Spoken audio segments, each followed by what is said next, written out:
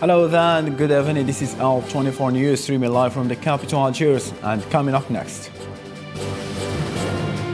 Lebanon signed pacts on Wednesday to purchase electricity from Jordan via Syria to help the small Mediterranean country deal with its crippling energy crisis.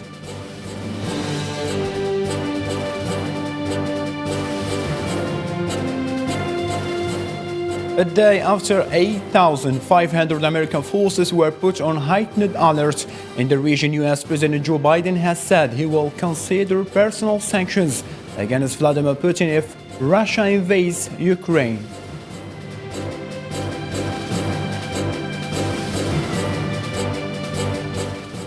The U.S. Coast Guard is scouring the waters of Florida's Atlantic coast for 39 people who have been reported missing for several days after a boat suspected of being used for human smuggling overturned.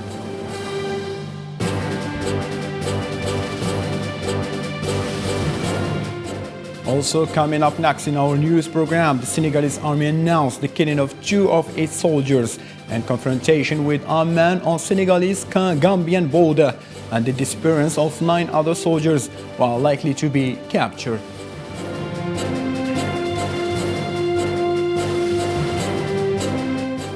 Concerns prevail over the fate of hundreds of children who are believed to be detained by members of the so-called Islamic State group in the besieged Giwaran prison in Al-Hasaka, northeastern Syria.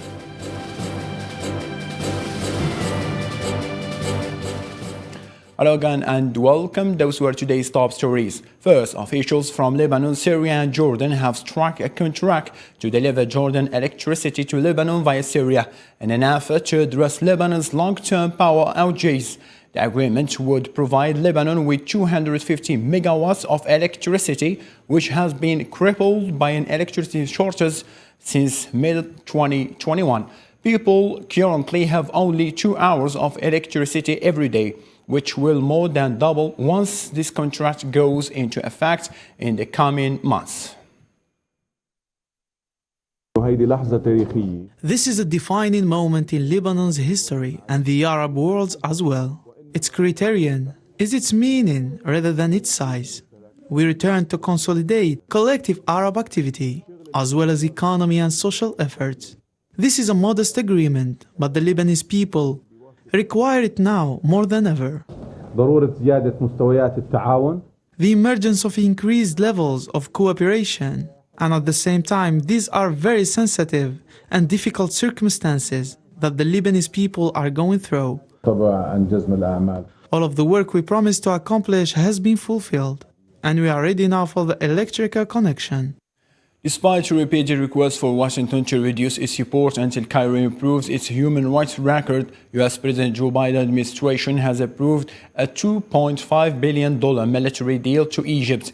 The perspectives say include 12 Hercules C-130 transport aircraft and supporting equipment valued at $2.2 billion, as well as air defense radar systems valued at $355 million. Would only serve to strengthen our relationship. Our relationship with Egypt is fundamentally important across any number of realms when it comes to regional security, when it comes to counterterrorism, and so of course we would like to see that relationship strengthened even more, and one way to do that is additional progress in human rights. Concerns prevail over the fate of hundreds of children who are believed to be detained by members of the so-called Islamic State in the besieged Giwaran prison in Al-Hasaka, northeastern Syria. The United Nations Children's Fund, UNICEF, expressed concern over the fate of children, saying that they are in a serious danger and call for their release. Miriam Zian reports. After 6 days of clashes with Kurdish militants aiming to retake control of the facility, the UN Children's Agency expressed increased fear over the safety of hundreds of children in a Syrian prison captured by Islamic State detainees. Approximately 850 children are caught in the gunfire as the Kurdish-led Syrian Democratic Forces, assisted by US troops, seek to attack the Hasaka city prison, which was taken by militants last Thursday, killing dozens of people. Every Every day counts. It's very hard to even imagine what atrocities these children are witnessing.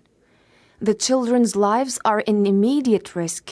According to the SDF, over 200 detainees and 27 of its fighters have died, with roughly 550 militants surrendering. According to the UN's Children Agency, fighting must halt immediately to allow the 850 minors, some as young as 12, to safely pass through.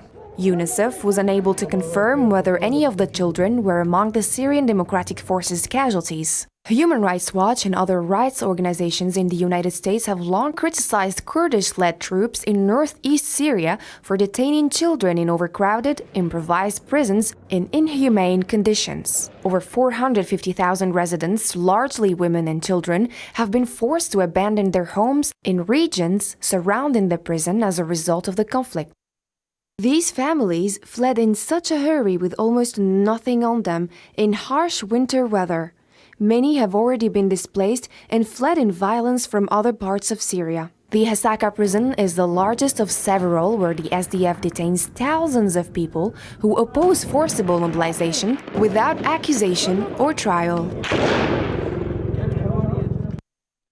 A US president announced his administration would consider imposing sanctions on Russia, a country where the total US goods and services trade represented a $34.9 billion back in 2009. Now, some big US companies started pushing the White House and lawmakers in the United States to be cautious before imposing sanctions on Russia. More with Nabil Khazini.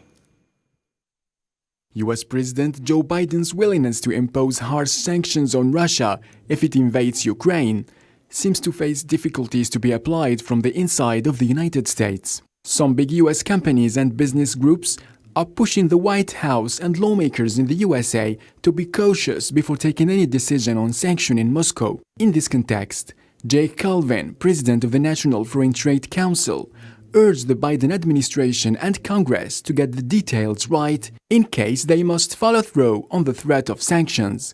Colvin elaborated on the needed details and said, "Those details should include consideration of safe harbors or wind-down periods to enable companies to fulfill existing contracts and obligations, as well as carve-outs for life-saving medicines and other humanitarian considerations consistent with long-standing U.S. policy." Energy companies ask the US lawmakers for a cool-down in order for the assets not to be seized if they are unable to fulfill business agreements in Russia. While oil companies, after they felt the aftermath of the US sanctions on Russia after it annexed Crimea in 2014, the American Petroleum Institute didn't ask for a wind-down period, but it discussed possible sanctions on Moscow with US congressional officers, emphasizing that sanctions should be as targeted as possible in order to limit any potential harm to the competitiveness of US companies in Russia. A day after 8,500 American forces were put on heightened alert in the region, US President Joe Biden has said he will consider personal sanctions against Vladimir Putin if Russia invades Ukraine. This comes amid Western leaders stopped military preparation and made plans to shield Europe from a potential energy supply shock. The rare sanctions threats came on as NATO reinforced Eastern Europe with more ships and fighter jets as a response to Moscow's troops build up near its border with Ukraine.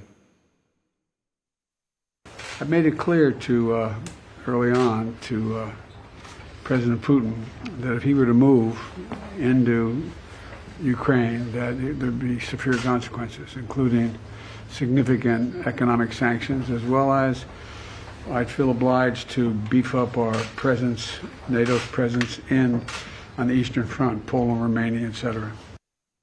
The U.S. Navy says it is working to recover a warplane, a U.S. F-35C fighter jet, after it fell into the South China Sea following a landing accident. 7 sailors were hurt in the crash, which occurred during a landing on the carrier. The pilot of the jet ejected from the F-35 jet and was recovered from the water by helicopter. The Navy faces a hard task of attempting to pull the F-35 off the ocean floor in the most contested waters on the planet. U.S. Coast Guard is scouring the waters of Florida's Atlantic coast for 39 people who have been reported missing for several days after boats suspected of being used for human smuggling overturned. Sufyan Watfolo. The Coast Guard was notified early Tuesday after a Good Samaritan rescued a guy clinging to the partially buried body of the boat after it hit bad weather around 72 kilometers east of Fort Pierce. The survivor told investigators that he and 39 other people departed the Bahamas Bimini Islands on Saturday night without wearing life jackets, according to the Coast Guard. Cutter vessels and planes have been dispatched to explore an area extending from Bimini to Fort Pierce for the missing people. Migrants have long used the Bahamas Islands as a stepping stone to the United States, as the Bimini Islands are approximately 80 kilometers east of Miami, Florida. Smugglers usually aim to make the voyage during periods of calm weather, but the vessels are generally dangerously overloaded, and prone of capsizing. Thousands of people have died over the years. Several hundred people have gathered in Burkina Faso's capital Ouagadougou in support of military takeover that a day earlier deposed President Roch Kabore, as France and the United Nations condemned the West African country's latest coup. Officers detained and deposed democratically elected Kabore in the unstable state amid deepening anger at his handling of violence by armed groups. My appeal is for the armies of these countries to assume their professional role of armies to protect their countries and re-establish the democratic institution. Senegalese army announced the killing of 2 of its soldiers in confrontation with armed men on the Senegalese-Gambian border and the disappearance of 9 other soldiers who are likely to be captured. The clash took place on Monday when the army was securing the south of Boyam in the Gambia, leaving an officer and the non-commissioned soldiers dead after an exchange of fire. A few days after the volcanic eruption and tsunami devastated the South Pacific island, the humanitarian aid to Tonga was strengthening after the airport declared the ash, allowing planes to land safely. More with Nabil Khazini. After several efforts to clean the airport from ash, the South Pacific island of Tonga starts to get out of its crisis. Humanitarian aid coming by planes can now find a safe way to land on the island's territory. Tonga, a country among few who could keep COVID-19 at bay, has previously forced an Australian aid flight to return because of a positive case on board. But now, the island changed its method and allowed a coronavirus-hit Australian warship to dock in its port under strict no-contact protocols. The United Nations, Red Cross, and other relief agencies on the ground in Tonga have warned that COVID-19 outbreak in the island would be catastrophic at this time. The ship is said to be loaded with about 66,000 gallons of water, buckets, jerry cans, and portable fit testing kits that can now be offloaded. The ship will be berthed and no contacts will be made. Australians from the ship will unload their cargoes and sail from the port. Tonga faces a long way to recovery, with most of its citizens affected by the natural disaster of the volcanic eruption and the tsunami that followed. Volunteers from the island put their hands together and found a community of aid. Island, so where my family is at, was covered completely with 3 inches of toxic volcanic ash, So they are in need of our help and whatever is it that we can get to them. We are so grateful to God that it is still standing. 85% of Tonga's population had been affected by the devastating blast of the Tonga volcano. Entire villages were washed away by tsunamis, while ash has poisoned water supplies and destroyed crops. And now access to safe water, ash clearance, and food supplies are the island's main priorities. A billionaire businessman and political fundraiser linked Philippine President Rodrigo Duterte has wrested control of the broadcast frequencies used by the country's largest television network, ABC-CBN, before the government forced it to be closed, raising concern about a further erosion of media freedom. The National Telecommunication Commission, NTC, said in a statement on Tuesday that it had granted Manuel Villar's company Thousands of people across Australia demonstrated on ingenious abuses on Wednesday, and citizenship ceremonies took place to commemorate the National Foundation Day of the country set to celebrate the birth of modern Australia. Islam Seed on what follow. As citizenship ceremonies manifest the country's National Day, which honors the founding of modern Australia, numerous individuals assembled throughout the country on Wednesday to protest the abuse of Indigenous people. January 26 commemorates the day in 1788 when a British force sailed into Sydney Harbour to establish a penal colony. However, for many native Australians, it's seen as an invasion day as they trace their ancestors back 50,000 years on the continent.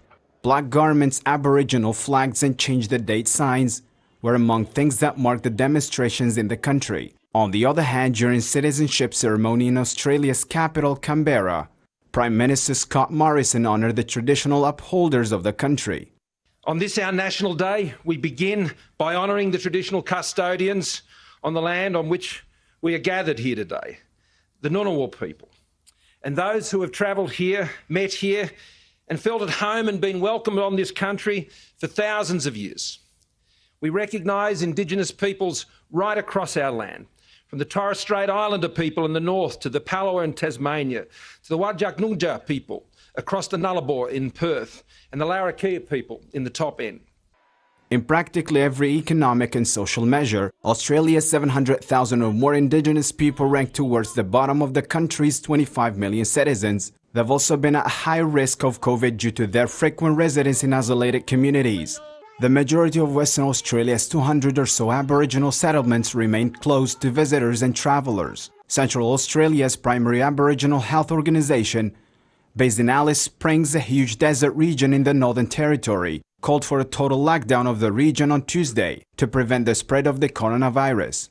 On Wednesday, 492 additional cases were reported in the Northern Territory, bringing the total number of active cases to 3,208, with 84 people in hospitals. Australia on Wednesday recorded at least 74 deaths from the virus, one of its highest number of deaths in a day, as the high infections of Omicron variant tore through the country. More international news in this roundup by Miriam Zian. President of Uganda and government officials aim to reduce borrowing and promote exports in areas including meat and dairy as the East African country eliminates limitations imposed by the coronavirus outbreak. After U.S. President Joe Biden indicated he would consider sanctions if Russia attacked Ukraine, Russia replied that placing sanctions on President Vladimir Putin personally would not harm him, but would rather be politically disastrous. Greek Prime Minister apologized for the government's lack of readiness in dealing with the effects of a major blizzard that halted transportation in Athens and left hundreds of cars stuck. Many Afghan women in Kabul have demonstrated against a Taliban advertising campaign pushing women to cover themselves with a burqa or hijab. Some Afghan women objected to the clothing restriction, while others believe that the Taliban should concentrate on more serious matters. British Prime Minister Boris Johnson refused calls from the opposition to resign over his attendance to shut down parties, but he did acknowledge that a clause requiring ministers to quit if they knowingly deceived Parliament applied to him. According to the White House, Qatar's emir will meet with U.S. President Joe Biden on January 31st to discuss a range of subjects, including global energy security, amid worries over gas supply to Europe. The talks takes place as the United States and European Union work to develop energy contingency plans in the event that Russia cuts off supply to Europe due to tensions in Ukraine. A federal court is expected to sentence a man who pled guilty to a criminal charge after throwing items at a police during the January 6, 2021 attack on the United States Capitol and boasted about his acts on social media. Nicholas is facing a 4-year and 3-month jail sentence, which would be one of the heaviest terms ever for a defendant in the attack. Hong Kong may only reopen in early 2024 because of its hardest COVID-19 policies, which could trigger an exodus of foreign firms and staff and jeopardize its role as financial hub, the city's European Chamber of Commerce said in a draft report. Commissioner Suridik Dik said that British officers were looking into potential breaches of COVID-19 regulations in Downing Street and Whitehall since 2020. She added that the investigation was launched after an internal inquiry led by civil servant Sue Gray passed information to the force. His spokesman said that the Prime Minister Boris Johnson did not believe he had broken the law. For months, the Prime Minister has been dogged by reports of staff parties in Downing Street, some attended by him, when lockdown laws preventing social mixing were in force. And what I can tell you this morning is that as a result, firstly, of the information provided by the Cabinet Office inquiry team, and secondly, my officer's own assessment, I can confirm that the Met is now investigating a number of events that took place at Downing Street and Whitehall in the last 2 years in relation to potential breaches of COVID-19 regulations. My officers have assessed several other events that appear to have taken place at Downing Street and Whitehall. On the available information, these other events are assessed as not reaching the threshold for criminal investigation. Throughout the pandemic, the Met has sought to take, as I have said, a proportionate approach. I should stress that the fact that we are now investigating does not, of course, mean that fixed penalty notices will necessarily be issued in every instance and to every person involved. COVID-19 and the new variant Omicron is still spreading rapidly all over the world in an insane manner that no one it could be stopped. Our own Islam Seed has more to report over the world situation fighting this virus. Let's follow it. According to Imperial College London, a COVID-19 study showed record prevalence in January after an Omicron infection surge. According to the report, infections reduced from their peak, but there is no progress. On Thursday, England will abandon the mask requirements and COVID-19 vaccine permits that were put in place to slow the spread of Omicron, as Prime Minister believes in living with the COVID-19, after he credited the success of Britain's booster implementations. A record of 12,399 daily COVID cases and 73 deaths have been reported in the Eastern European country of Bulgaria. Most reported cases were caused by the highly contagious variant Omicron in a country where less than 30% of the population of 7 million has been vaccinated. Bulgaria's total infections exceeds 900,000 cases with more than 32,000 deaths since the pandemic started.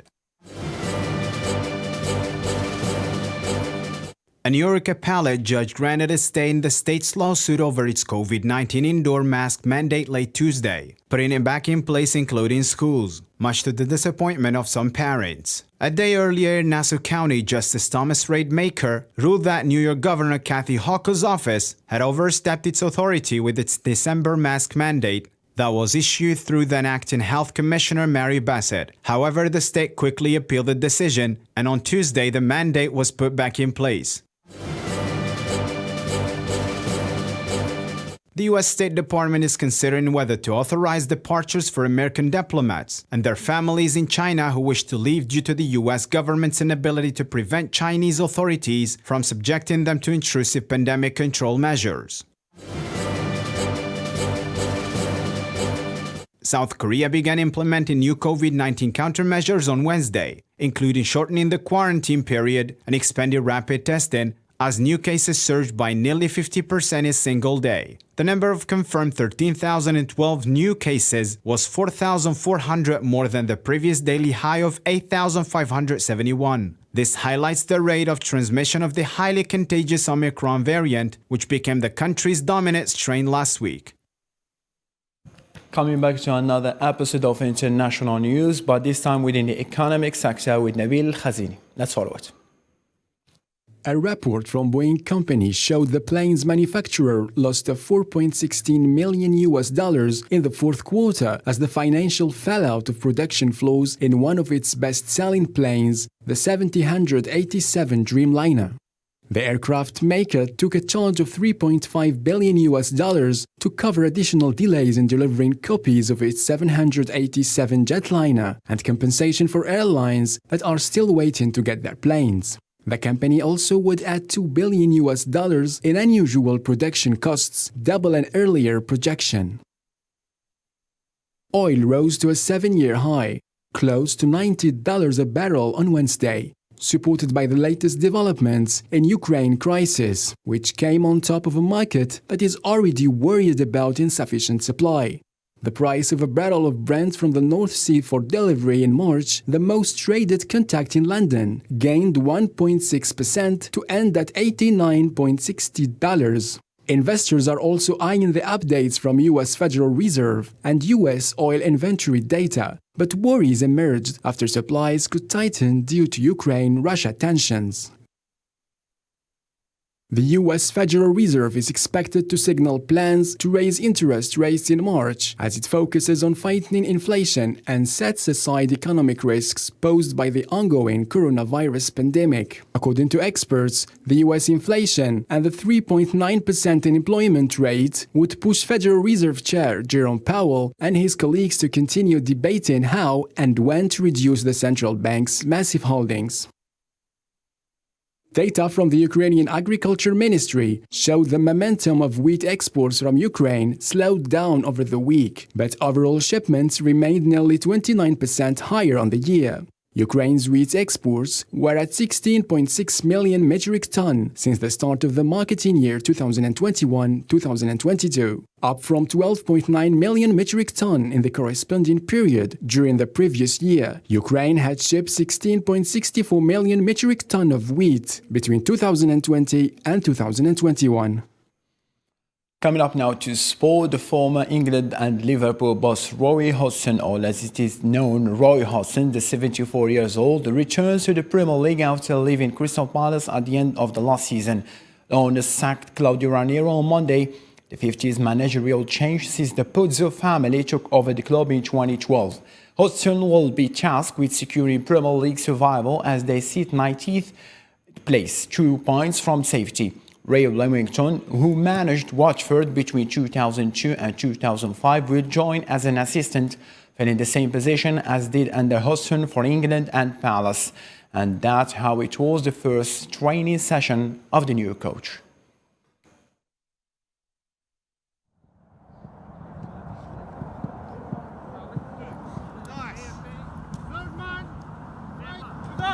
Yes, Jezza.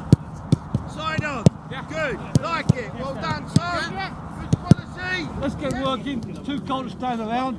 Tom starts off. Now that's offside. Well done, Musa. Well done, you two. Next two in. Just together. Bravo. Another great finish. Yep. Ah! You haven't seen any saves yet. So keepers now. Staying in England, Anthony Martial have left Manchester United for Spain, with the forward being allowed to join Andalusian outfit Sevilla on loan to the end of the season. Anthony Martial will play the rest of the season on loan in La Liga, with Sevilla after falling out of favour at Manchester United. France international player has reportedly taken a pay cut to join the Andalusian club, who is said will pay £6 million for salary and loan fee combined.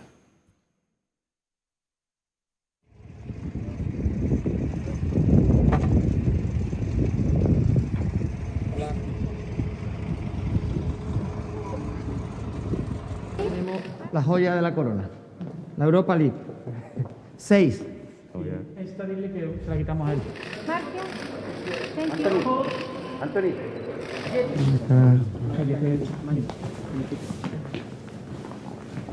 This is your place and your chest. Yeah. That's good. Kunde.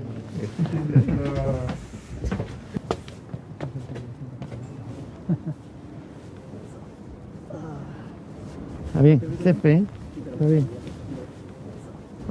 Bueno. Bueno. Bien. Bien. Bien. Para marcar goles. Sí.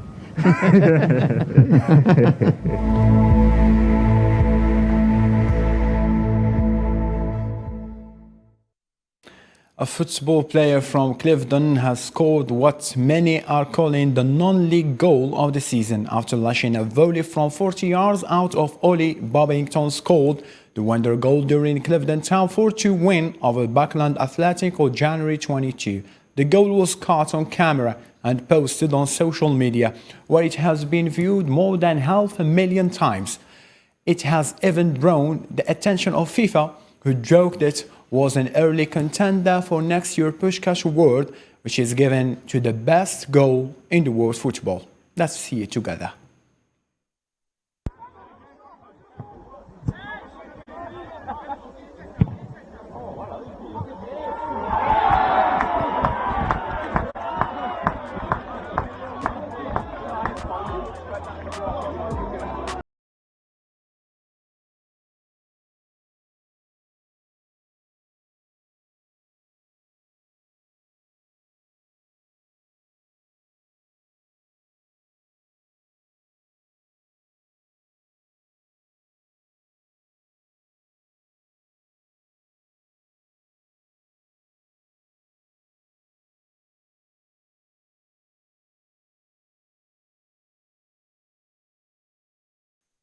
Ladies and gentlemen, let's have a look again over our main headlines.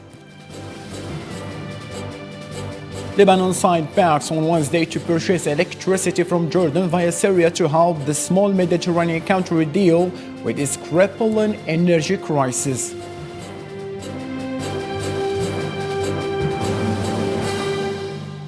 A day after 8,500 American forces were put on heightened alert in the region, US President Joe Biden has said he will consider personal sanctions against Vladimir Putin if Russia invades Ukraine.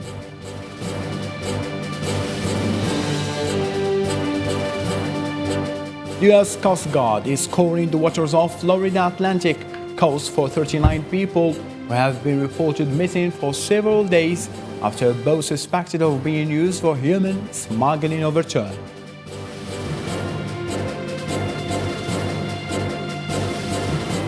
The killing of 2 of its soldiers in Senegal in confrontation with armed men on Senegalese-Gambian border, and the disappearance of 9 other soldiers who are likely to be captured.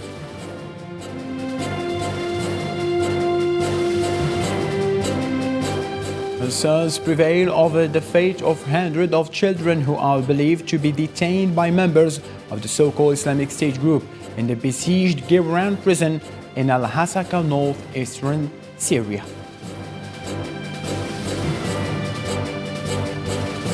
It is worth mentioning to remember that the Afghan, Egypt and Ivory Coast are still drawing, or let me say, draw one goal with goalless game till now, and the game is still rolling. That's all from me and the rest of the team. Thank you so much for being with us. Our 24 News program is still rolling, so always stay tuned for another update and another information. Have a blessed evening. Peace.